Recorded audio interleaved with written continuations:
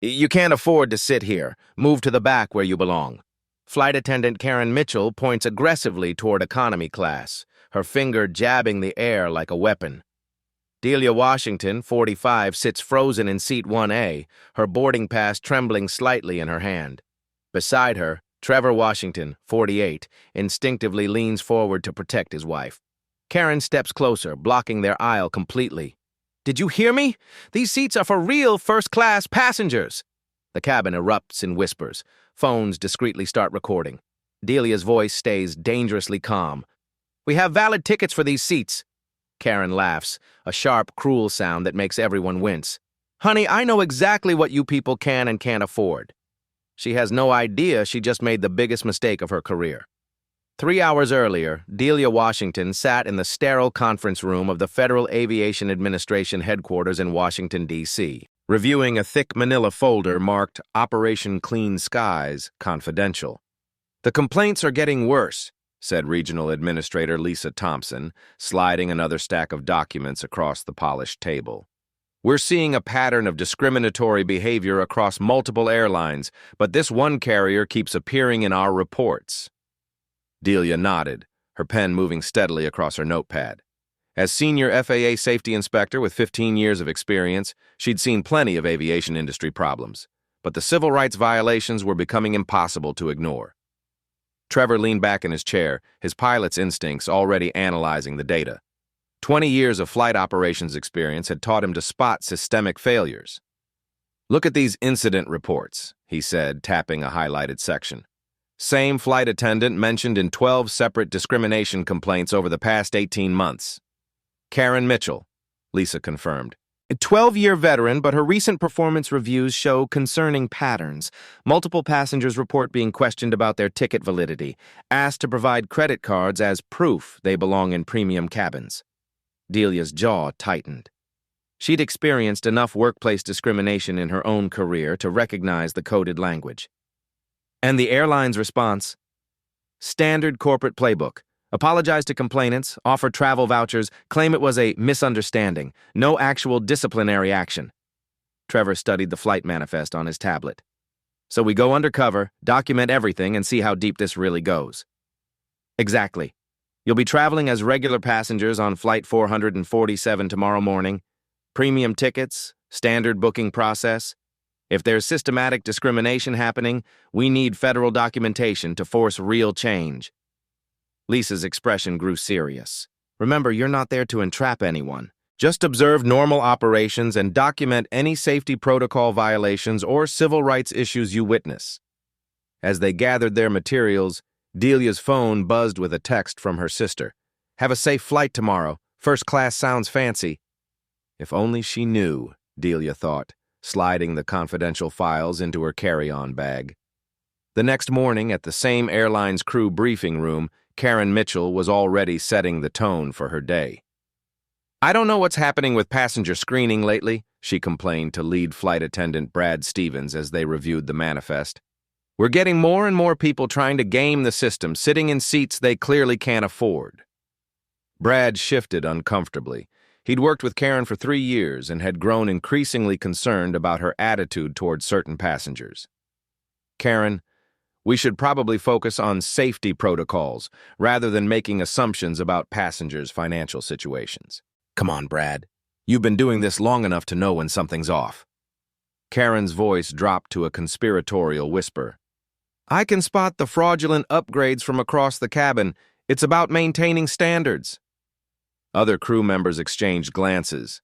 Flight attendant Maria Rodriguez had filed 2 separate reports about Karen's behavior with human resources, but nothing had come of them. The company seemed more interested in avoiding complaints than addressing them. "Just remember," Brad said carefully, "our job is passenger safety and service, nothing else." Karen waved him off, already heading toward the gate. "Trust me, I know exactly how to handle problem passengers." At the departure gate, Delia and Trevor sat quietly, reviewing their tablets like any other business travelers. Delia's screen showed what appeared to be quarterly sales reports, but the documents were actually FAA compliance guidelines for crew anti-discrimination training. Trevor was reading what looked like industry magazines, but his focus was on recent safety violation reports from this exact airline. "Remember," Delia murmured, "we document everything, but we don't provoke anything. If there's discriminatory behavior, it needs to happen naturally so our evidence holds up in federal court." Trevor nodded, his eyes tracking the crew as they prepared for boarding. Years of pilot training had taught him to observe human behavior for safety risks. What he was seeing in Karen Mitchell's interactions with gate agents was already concerning. She'd made disparaging comments about 3 different passenger groups, questioned the validity of an elderly man's upgrade, and openly rolled her eyes when a family with young children approached the premium boarding line. "She's already violating basic customer service protocols," Trevor noted quietly. "If this is how she behaves in public, I can only imagine what happens once we're on the aircraft." As boarding began, Delia felt the familiar weight of federal responsibility on her shoulders. They weren't just passengers today, they were the eyes and ears of aviation justice. Neither of them could have predicted just how badly this was about to go. The boarding process moves smoothly until Delia and Trevor reach the aircraft door. Karen Mitchell stands at the entrance, checking boarding passes with theatrical authority, her smile plastic and conditional. "Welcome aboard," she says warmly to the white businessman ahead of them. "Enjoy your flight in first class, Mr. Carter." When Delia approaches, Karen's demeanor shifts instantly. Her smile vanishes. She examines Delia's boarding pass like it might be counterfeit currency, holding it up to the light, flipping it over, studying the barcode with suspicious intensity. Karen mutters loud enough for other passengers to hear. "This is unusual." "Is there a problem?" Delia asks calmly, though her pulse quickens. She can feel Trevor's protective energy radiating behind her. "Well, these first-class seats weren't purchased at full price," Karen announces, as if she's uncovered a conspiracy. "You'll need to speak with the gate agent about proper seat assignments." Trevor steps forward slightly. "Our tickets were purchased through standard corporate travel. Everything should be in order." Karen's eyes narrow as she takes in Trevor's appearance, his confident posture, his expensive watch, his professional demeanor. It only seems to irritate her more. "Sir, I'm going to need you both to step aside while I verify these tickets with my supervisor." Behind them, the boarding line begins to back up. Passengers crane their necks to see what's causing the delay. Robert Carter, the businessman Karen had warmly welcomed moments earlier, pulls out his phone and starts recording. Lead flight attendant Brad Stevens appears from the galley, sensing trouble. "Karen, what's the issue here?" "These passengers have questionable first-class tickets," Karen says, her voice carrying throughout the boarding area. "I think there's been a system error." Brad examines the boarding passes. They're clearly legitimate. Proper barcodes, correct flight information, valid seat assignments. "These look fine to me, Karen. Let's get them seated so we can continue boarding." But Karen isn't backing down. If anything, Brad's contradiction seems to fuel her determination. "Brad, I've been doing this for 12 years. I know when something doesn't add up." She turns back to Delia and Trevor, her voice growing louder and more aggressive. "You need to show me the credit card used to purchase these tickets." The request hangs in the air like a slap. Several passengers gasp audibly. Maria Santos, seated in 1D, looks horrified. "Excuse me?" Delia's voice remains controlled, but there's steel underneath. "Are you requiring all first-class passengers to show their credit cards or just us?" Karen's face flushes red. She knows she's crossed a line, but pride won't let her retreat. "Ma'am, when tickets appear suspicious, we have protocols." "What exactly appears suspicious about our tickets?" Trevor interrupts, his pilot training evident in his systematic approach to the question. "Well," Karen sputters, "the booking code shows these were purchased through a corporate account, but you two obviously aren't executives." The words hang in the cabin like toxic gas. Even passengers still in the jetway can hear the confrontation now. Robert Carter's phone camera captures everything as Karen continues her tirade. "I see this all the time. People using company cards for personal travel or getting charity upgrades they're not entitled to. These seats cost more than most people make in a month." Maria Santos finally speaks up from her seat. "This is completely inappropriate.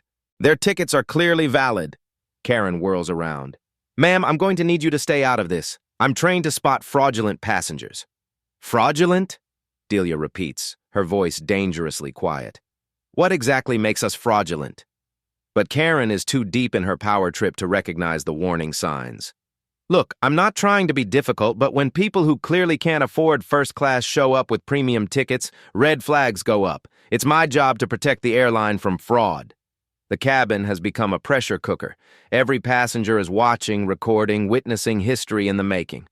Trevor begins reaching for his wallet, but Delia places a gentle hand on his arm.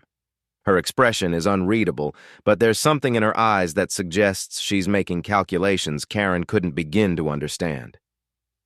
We're not showing you our credit cards, Delia says firmly. Our tickets are valid. We've committed no crime and we're taking our seats. Karen's control snaps completely. No, you are not taking those seats, she shouts, pointing aggressively toward economy class. Security! I need security to escort these passengers to their proper section. Brad tries one more time to intervene. Karen, this has gone too far. Brad, either you support your crew or you don't. Karen cuts him off. These people are trying to steal premium services they didn't pay for. Captain James Rodriguez emerges from the cockpit, drawn by the commotion. 25 years of flying has taught him to recognize when situations are spiraling out of control. What's happening here? He asks, his authority immediately commanding attention. Captain, we have passengers with questionable first-class tickets, Karen explains, her voice now taking on a victim's tone. They're being aggressive and refusing to cooperate with verification procedures. Captain Rodriguez looks at the boarding passes, then at Delia and Trevor. His pilot instincts tell him something is very wrong with this picture, but Karen is his crew member. Ma'am, sir, if you could just work with us to resolve this misunderstanding. There is no misunderstanding, Trevor says, his voice carrying the authority of someone accustomed to command situations. We have valid tickets for these seats. Any verification can be done while we're seated. But Karen has already radioed for airport security. I need officers at Gate 23. We have passengers refusing to comply with crew instructions. Within minutes, 2 airport security officers board the aircraft. The cabin has become a circus of whispered conversations, recording phones, and growing tension. Security Chief David Kim reviews the situation quickly. Karen presents her version. These passengers have questionable tickets and became belligerent when asked for verification. They're disrupting the flight and refusing to follow crew instructions. David looks at the boarding passes. They appear completely legitimate. He glances at Robert Carter, who's still recording, then at Maria Santos, who's shaking her head in disgust. Ma'am, sir, David addresses Delia and Trevor. For the safety of all passengers, we're going to need you to deplane while we sort this out. The words hit like a physical blow. After 12 years of flying for work, countless first-class trips, impeccable travel records, Delia and Trevor are being removed from an aircraft because of their skin color. The walk down the aisle is the longest of their lives. Every passenger stares as they gather their belongings and head toward the exit. Maria Santos calls out, "This is wrong, completely wrong." Robert Carter continues recording as they pass. "I'm posting this everywhere," he says loudly enough for Karen to hear. "Everyone needs to see this." As they reach the aircraft door, Karen delivers her final insult. "Next time, maybe book seats you can actually afford." Trevor's hand clenches into a fist, but Delia's touch keeps him calm. She looks back at Karen with an expression that's impossible to read. "You have no idea what you've just done," Delia says quietly. Karen laughs triumphantly. "Honey, I know exactly what I've done. I've protected this airline from fraud." As they walk up the jetway, Trevor pulls out his phone and begins typing detailed notes about crew protocol violations, safety failures, and civil rights breaches. His pilot training makes him methodical about documentation. "How many federal violations did you count?" Delia asks quietly. "At least 6, Trevor replies. "Maybe more once we review the full sequence." Behind them, Karen is basking in her perceived victory, completely unaware that she's just committed career suicide. She has no idea that the fraudulent passengers she just humiliated are federal aviation inspectors with the power to ground her airline. The investigation that's about to begin will expose not just Karen's behavior, but an entire system that enabled it. But first, they have to file their report with airport security. And that's when everything changes. The airport security office feels sterile and institutional, with fluorescent lights humming overhead and the distant sound of announcements echoing through thin walls. Security Chief David Kim sits across from Delia and Trevor, his expression showing he's handled hundreds of these incidents, but never one that felt quite like this. "I need to get statements from all parties," David explains, opening a fresh incident report. "Miss Mitchell, let's start with your account." Karen sits rigidly in her chair, her flight attendant uniform perfectly pressed, her story rehearsed and confident. These passengers presented questionable first-class tickets and became increasingly agitated when I attempted to verify their validity.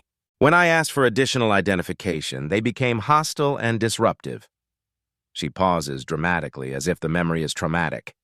They started arguing loudly, causing other passengers to become uncomfortable. The male passenger became particularly aggressive, raising his voice and making threatening gestures. David jots down notes, then turns to Delia and Trevor. "Your version of events?" Delia speaks with the measured tone of someone accustomed to giving official testimony. "We boarded the aircraft with valid tickets for seats 1A and 1B. Miss Mitchell immediately questioned our right to sit in first class, demanded to see our credit cards, and made several statements suggesting we couldn't afford premium seating." Trevor adds, "At no point did we raise our voices or make threatening gestures. We simply requested to take our assigned seats." Karen scoffs audibly. "That's not what happened at all. They were clearly trying to take advantage of some kind of system error." "What specifically made you believe their tickets were invalid?" David asks. Karen's confidence wavers slightly. "Well, the booking codes looked unusual, and they just didn't seem like typical first-class passengers." "What does a typical first-class passenger look like?" David presses. The question hangs in the air like smoke. Karen realizes she's walked into dangerous territory, but her pride won't let her back down. "You know what I mean," she says defensively. "People who can afford those seats." David's phone buzzes with a text message. He glances at it, and his expression changes. "I need to step out for a moment. Miss Rodriguez will continue taking statements."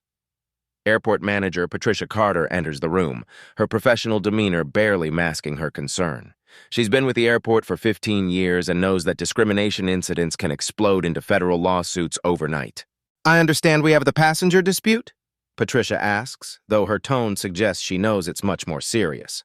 Outside the office, David is reviewing security footage on his tablet with a growing alarm. The video clearly shows the entire confrontation. Karen's aggressive posturing, her pointing gestures, the moment she called security. More importantly, it captures audio of her most damaging statements. He returns to the office with a grim expression. "I've reviewed the security footage. Miss Mitchell, your account doesn't match what the cameras recorded." Karen's face pales. "What do you mean?"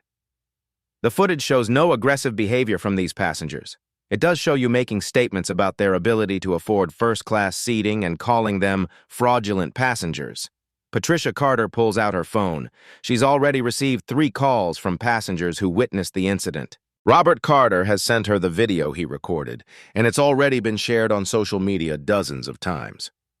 "Miss Mitchell," Patricia says carefully, "this incident is being reported on social media.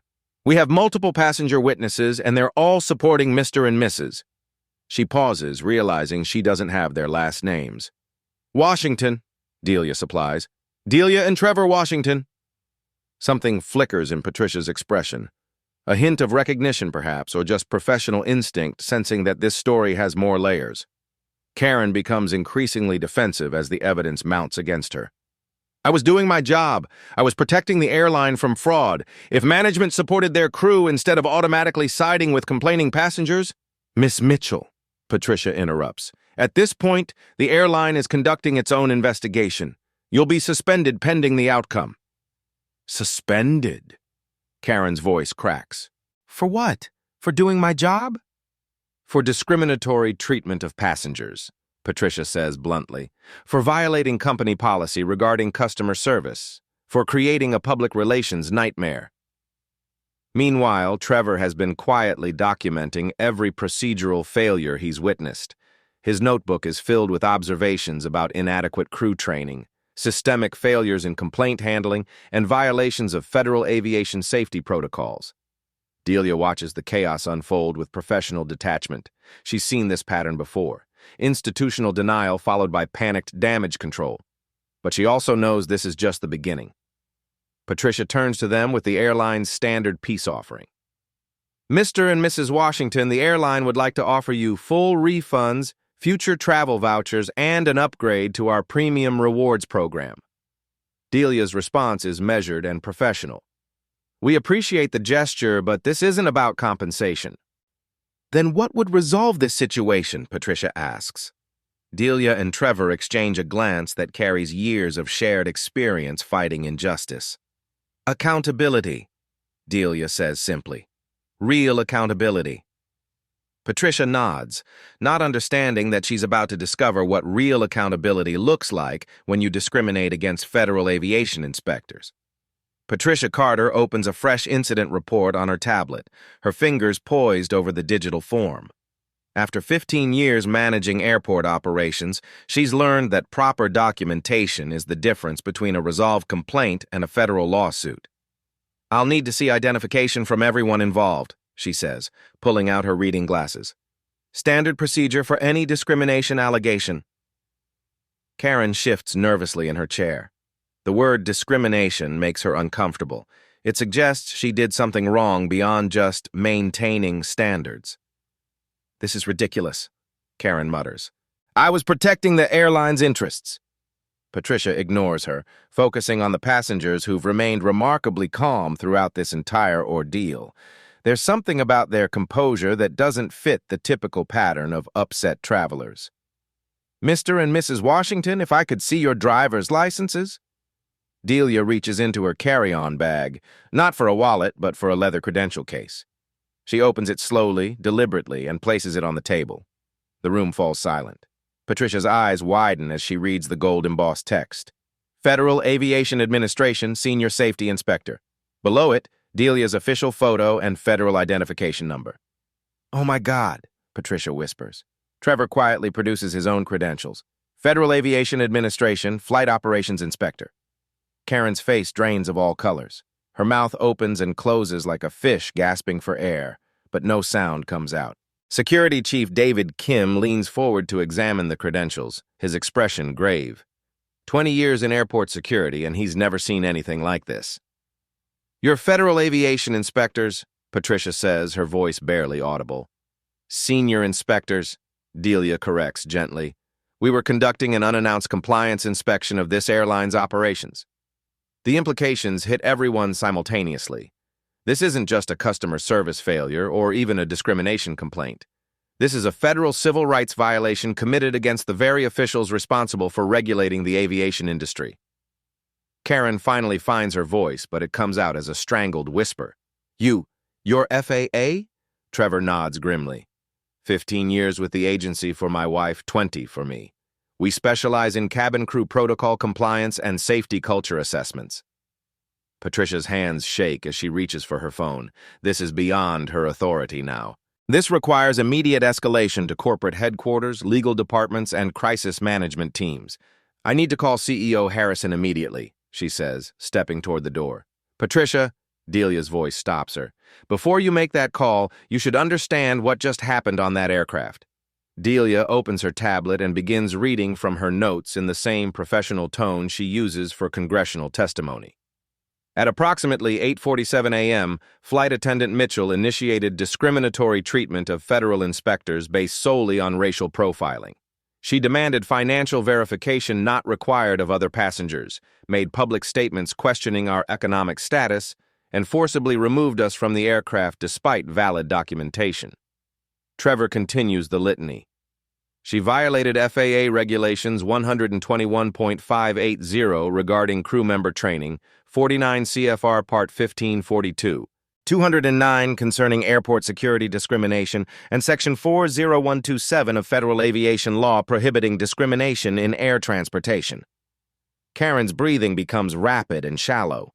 Each regulation citation is another nail in her career coffin. But more importantly, Delia continues, she demonstrated a pattern of discriminatory behavior that suggests systemic failures in your airline's training and oversight protocols. Patricia sinks back into her chair. How How many violations are we looking at? 14 federal violations so far, Trevor says matter-of-factly. But our investigation is just beginning. The word investigation lands like a bomb. This isn't a complaint anymore. It's an official federal inspection with the power to ground aircraft, suspend operating licenses, and impose millions in fines. Security Chief David immediately understands the magnitude. Miss Mitchell, you're suspended from all duties effective immediately. You'll need to surrender your airline badge and escort credentials. Karen's hands tremble as she fumbles with her lanyard. This isn't fair. I was just doing my job. I didn't know. You didn't know what? Delia asks, her voice sharp for the first time. You didn't know that discrimination is illegal? You didn't know that federal law prohibits treating passengers differently based on race?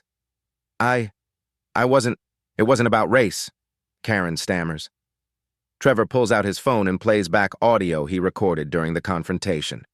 Karen's voice fills the room. People who clearly can't afford first class, you two obviously aren't executives.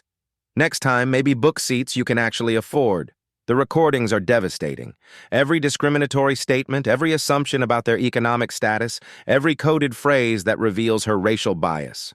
Patricia's phone buzzes continuously with emergency notifications. The passenger video has gone viral. #first-class racism is trending on Twitter. The airline stock price is already dropping in pre-market trading. This is a nightmare, Patricia mutters, scrolling through increasingly frantic messages from corporate communications. Actually, Delia says calmly, this is justice. She opens another folder on her tablet. We've been tracking discrimination complaints against this airline for 18 months. Karen Mitchell's name appears in 23 separate incident reports. 23 passengers who experienced similar treatment. Trevor adds, and based on our investigation, management was aware of these complaints but took no meaningful corrective action.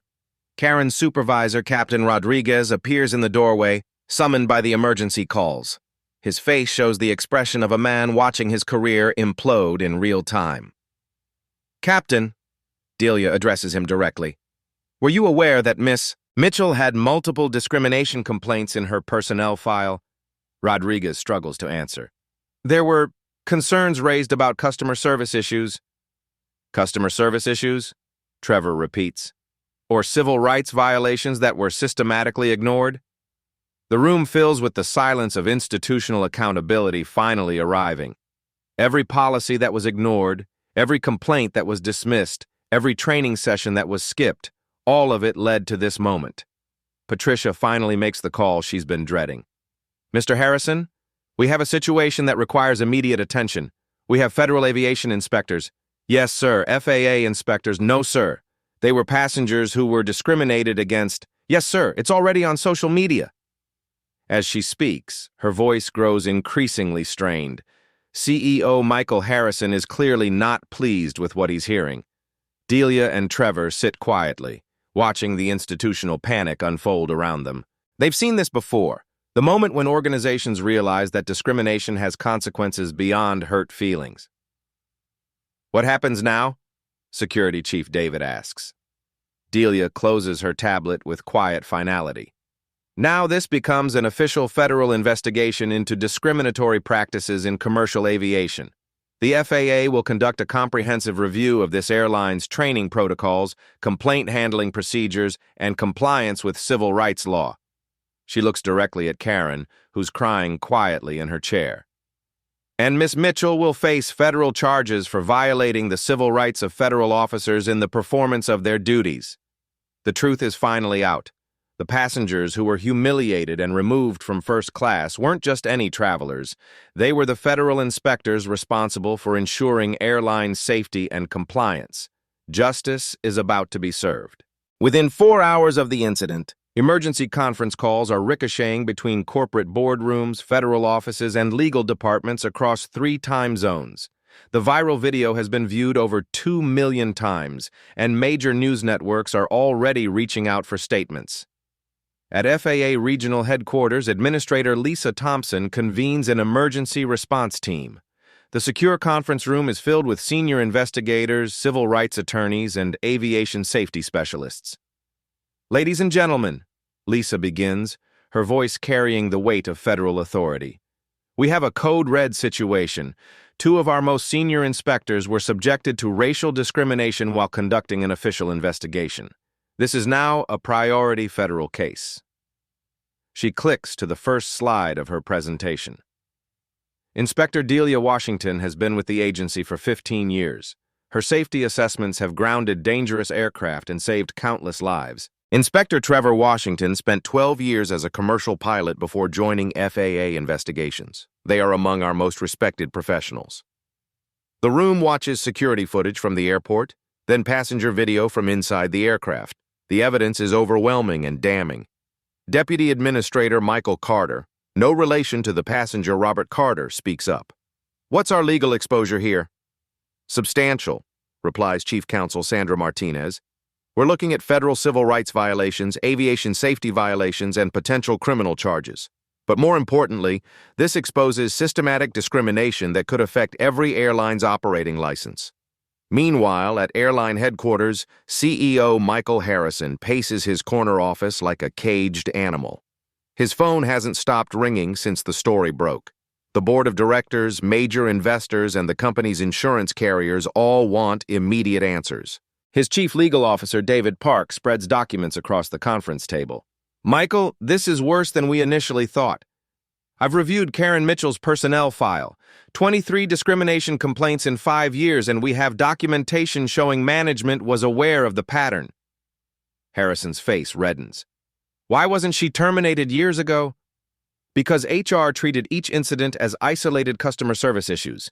They never connected the dots to see the discriminatory pattern. And honestly, middle management didn't want to deal with the paperwork." Head of Human Resources Janet Walsh enters with another stack of files. "I've interviewed 15 crew members about Karen's behavior. The statements are troubling." She reads from her notes. Flight attendant Maria Rodriguez filed 2 formal complaints about Karen's inappropriate comments about passengers of color. Lead flight attendant Brad Stevens documented 3 incidents where Karen questioned black passengers' ticket validity without cause. Captain Williams reported that Karen frequently made jokes about passenger demographics. "And what action did we take?" Harrison asks, though he already knows the answer. "Customer service retraining, verbal counseling. We moved her between different flight routes to avoid problem passengers." Janet's voice grows quieter. "We essentially enabled her behavior." Park pulls up social media monitoring on his laptop. "It gets worse. Former passengers are coming forward with their own Karen Mitchell stories. We're up to 37 documented incidents now, and the number is growing hourly." The trending hashtag #Karen on the airplane has sparked a flood of testimony from travelers who experienced similar treatment. Each story follows the same pattern: assumptions about economic status, demands for additional verification, and humiliating public confrontations. At the federal building, Delia and Trevor are providing detailed testimony to a panel of investigators. Their account is methodical, professional, and devastating. "Describe Miss Mitchell's initial approach," requests Special Agent Jennifer Kim from the FBI's Civil Rights Division. Delia refers to her contemporaneous notes. "At 8:47 a.m., she approached our seats and immediately stated, 'There's been a mistake with your seating. These seats are for paying customers.' Her tone and body language indicated she had already concluded we didn't belong in first class." "What specific actions did she take that violated federal aviation regulations?" asks FAA Inspector General Robert Martinez. Trevor opens his investigation tablet. "She demanded financial documentation not required of other passengers in violation of 14 CFR 250.9. She forcibly removed paying passengers without safety justification, violating 14 CFR 121.580. She created a discriminatory environment that compromised crew resource management protocols. The investigators are particularly interested in the airline's response after learning about the inspectors' identities." "Did airline management express any concern about systemic discrimination issues?" Agent Kim asks. "Initially, their focus was entirely on damage control," Delia replies. "Airport Manager Carter immediately offered standard compensation packages. There was no acknowledgement of civil rights violations until we identified ourselves as federal inspectors." Special Agent Kim makes detailed notes. "And what was Miss Mitchell's reaction upon learning your identities?" "Terror," Trevor says bluntly. followed by attempts to justify her actions and blame company policies. Back at the airline's crisis management center, the situation continues deteriorating. Stock prices have dropped 12% in after-hours trading. Corporate sponsors are reconsidering partnerships. Employee morale is plummeting as crews worry about federal investigations of their own behavior. CEO Harrison authorizes an emergency meeting with Karen Mitchell and her legal representation. The conference room feels like a tribunal as Karen sits across from corporate executives, legal teams, and HR officials. Karen's attorney, Thomas Bradley, speaks first. My client maintains she was following established protocols for verifying passenger credentials. Chief Legal Officer Park slides a thick folder across the table.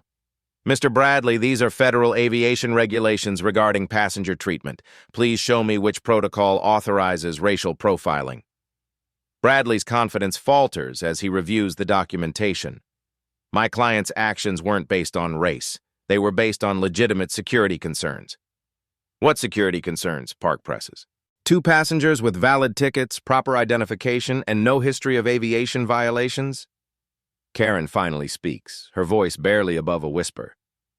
I was trained to watch for fraud, suspicious booking patterns, passengers who seemed out of place. Define out of place, requests HR Director Walsh. The question hangs in the air. Everyone knows what Karen means, but no one wants to say it explicitly. You know, Karen says defensively, people who don't fit the typical first-class passenger profile. And what profile is that? Walsh continues. Karen's lawyer tries to intervene, but she's already committed to her answer. Wealthy people, business executives, people who can afford premium travel. How do you identify wealth by looking at someone? Park asks. Karen realizes she's trapped herself, but pride won't let her stop. Experience, 12 years of working first-class cabins. You learn to recognize the difference between real customers and people gaming the system. The legal team exchanges glances. Karen has just provided them with a textbook definition of discriminatory profiling. Park continues his methodical questioning. In your 12 years of experience, how many white passengers have you asked to provide credit cards as proof of purchase? The question strikes like lightning. Karen's mouth opens and closes, but no sound emerges. How many white passengers have you accused of using charity upgrades? Park presses.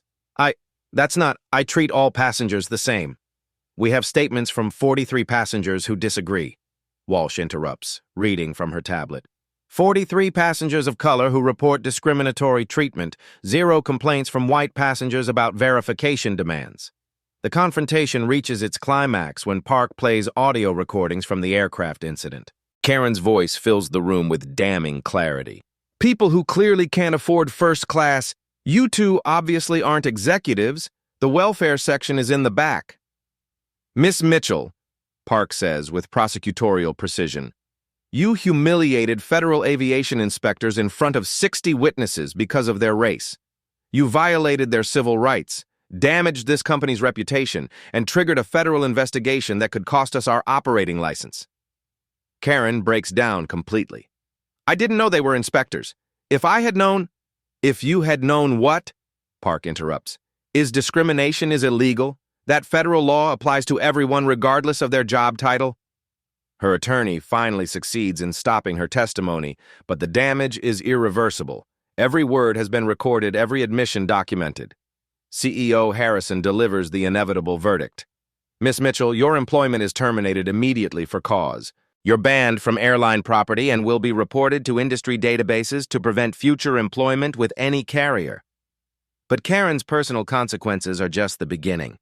The federal investigation has uncovered systematic failures that demand comprehensive reform. At FBI headquarters, Special Agent Kim briefs Director of Civil Rights Division Patricia Johnson on the expanding investigation. Director, we've identified patterns of discrimination across multiple airlines, but this carrier shows the most egregious systematic failures. We're recommending federal charges against the individual employee, plus comprehensive civil rights enforcement against the corporation. What about the broader industry? Johnson asks. This case is going to force industry-wide changes. No airline wants to be the next one in federal court explaining why they ignored discrimination complaints. As news of the federal investigation spreads, other airlines begin emergency reviews of their own discrimination complaint records. What they discover is disturbing. Similar patterns of ignored complaints, inadequate training, and permissive cultures that enabled discriminatory behavior. The Karen Mitchell case has become a watershed moment for civil rights in commercial aviation. Federal investigators are uncovering decades of systematic discrimination that airlines treated as minor customer service issues. But the most powerful moment comes when 78-year-old Margaret Williams, a retired schoolteacher from Detroit, provides testimony about her own experiences with Karen Mitchell. "I flew to see my grandchildren twice a year," she tells investigators through tears. "Every time that woman made me feel like I was stealing something. She'd ask to see my credit card, question my ticket, make me feel ashamed for being first class." Margaret pauses, gathering strength. "For 40 years, I thought that was just how flying worked for people like me. I never knew I could complain. I never knew anyone would listen." Her testimony became the emotional centerpiece of the federal case. Margaret represents thousands of passengers who silently endured discrimination because they believed the system would never change. But the system is about to change dramatically. The federal investigation has documented not just individual racism, but institutional failures that enabled and protected discriminatory behavior for years.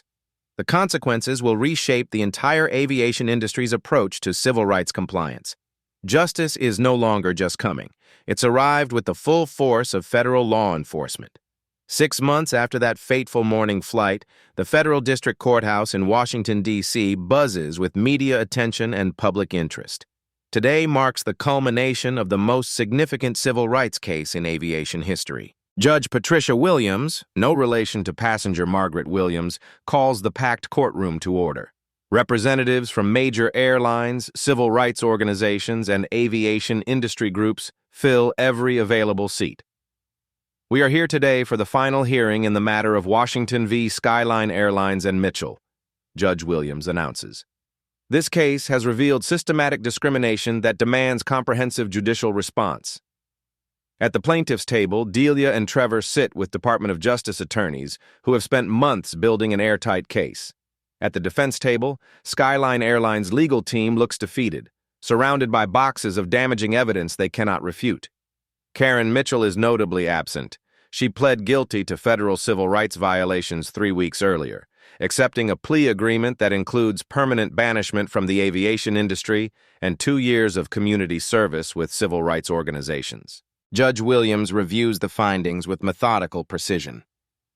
The evidence shows defendant Mitchell committed deliberate, repeated acts of racial discrimination against passengers over a 5-year period. More disturbing, defendant Skyline Airlines had documented knowledge of this pattern and failed to take corrective action. She turns to the airline's representatives.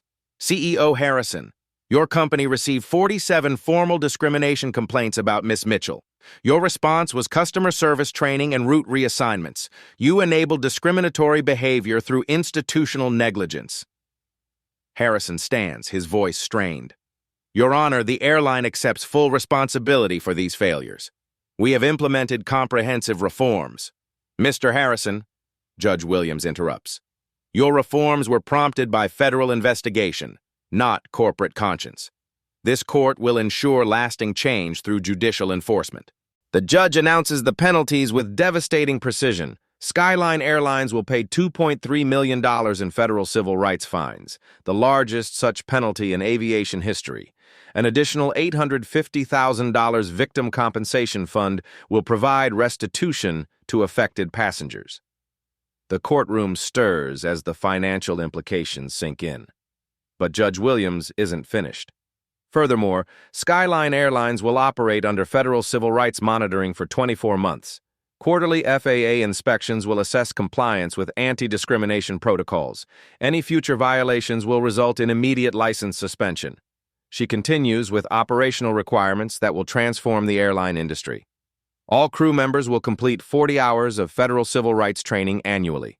Passenger complaint systems will be restructured with mandatory federal reporting of discrimination allegations. Corporate executives will face personal liability for enabling discriminatory practices.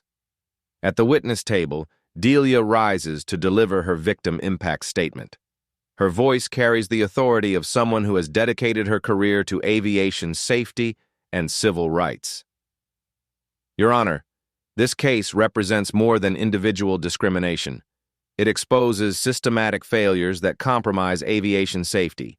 When crew members make decisions based on racial bias rather than professional protocols, they endanger everyone aboard the aircraft.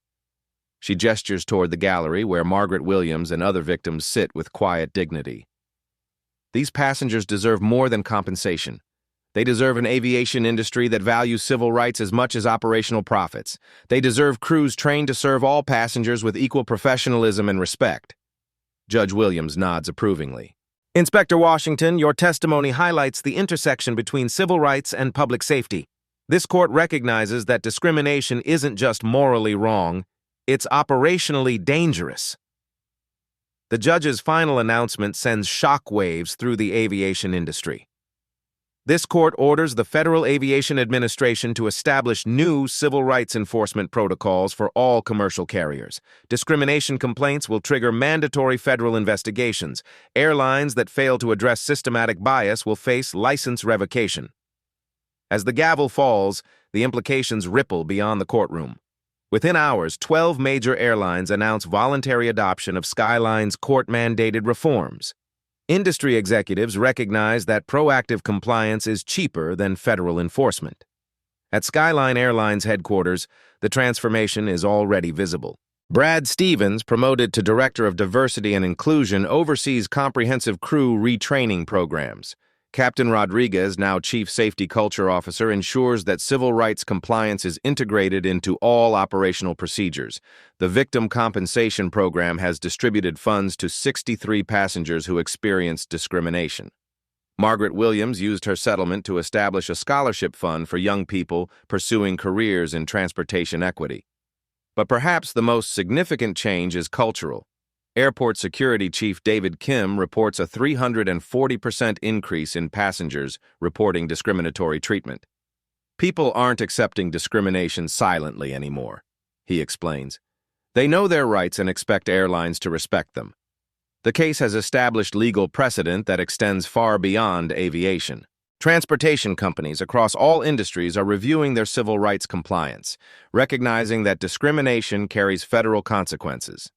6 months after being humiliated and removed from first class, Delia and Trevor have achieved something remarkable: systematic change enforced by federal law, protecting future travelers from the discrimination they experienced. Justice hasn't just been served, it's been institutionalized. 1 year later, the transformation is undeniable. At Skyline Airlines Training Center in Atlanta, new flight attendants complete their final day of mandatory civil rights education. The 40-hour curriculum, developed under federal oversight, has become the industry gold standard. Instructor Brad Stevens addresses the graduating class with hard-earned wisdom. Your job isn't just passenger safety, it's passenger dignity. Every person who boards your aircraft deserves equal treatment regardless of their appearance, accent, or assumptions you might make about their background. He clicks a slide showing passenger satisfaction scores. Our customer ratings have improved 34% since implementing these protocols. Turns out, treating people with respect is good business. The ripple effects extend far beyond one airline. The Federal Aviation Administration reports that industry-wide discrimination complaints have dropped 67%, while passenger reporting of incidents has increased dramatically. The message is clear: discrimination still happens, but it's no longer tolerated or ignored. Margaret Williams, now 79, sits in first class on her quarterly flight to visit grandchildren in Seattle. The same route where Karen Mitchell once humiliated her is now staffed by crews trained in federal civil rights protocols. The flight attendant greets her warmly, no questions asked, no assumptions made. It's amazing how different flying feels when you're treated like a human being, Margaret reflects, gazing out the window at clouds that once symbolized barriers but now represent freedom. At FAA headquarters, Delia and Trevor continue their inspection work with renewed purpose. Their case has given them tools they never had before: federal civil rights enforcement authority that makes airlines take discrimination seriously. We're still finding problems, Delia explains to a congressional oversight committee, but now airlines fix them instead of hiding them. The industry knows we're watching, and passengers know they have rights. Trevor adds, the most important change is cultural. Crew members understand that discrimination isn't just wrong, it's career-ending. That creates powerful incentives for professional behavior. The broader impact reaches beyond aviation. The case has inspired civil rights enforcement in other transportation sectors. Bus companies, train operators, and ride-share services are all implementing similar anti-discrimination protocols. Robert Carter, the businessman who recorded the original incident, has parlayed his viral video into a non-profit organization advocating for passenger rights. His Travel Equality Now Foundation has documented over 200 successful discrimination interventions. One video changed everything, Carter reflects. But real change happened because people like Delia and Trevor had the authority to enforce consequences. We need more of that, accountability with teeth. Even Karen Mitchell's story offers a complex lesson. Now working retail in her hometown, she's completed court-mandated community service with the NAACP. The experience has been transformative, though the aviation industry remains permanently closed to her. I had to lose everything to understand how much damage I was doing, she admitted in a recent interview. I hope other people learn from my mistakes instead of repeating them. The transformation isn't perfect. Discrimination hasn't disappeared entirely. But systematic change has created an environment where civil rights violations trigger swift, serious consequences. Real change doesn't happen overnight, and it's never complete, but it happens when people refuse to accept discrimination as normal, when institutions face meaningful accountability for enabling bias, when witnesses speak up instead of staying silent, and when professionals use their authority to protect civil rights rather than ignore violations. Have you experienced or witnessed discrimination during travel? Your story matters. Share it in the comments below. If you believe accountability and justice create lasting change, hit that like button to support this message. Subscribe to Blacktail Stories for more stories proving that ordinary people can create extraordinary progress when they refuse to accept injustice as inevitable. Share this video with someone who needs to see that speaking up against discrimination isn't just right, it's powerful.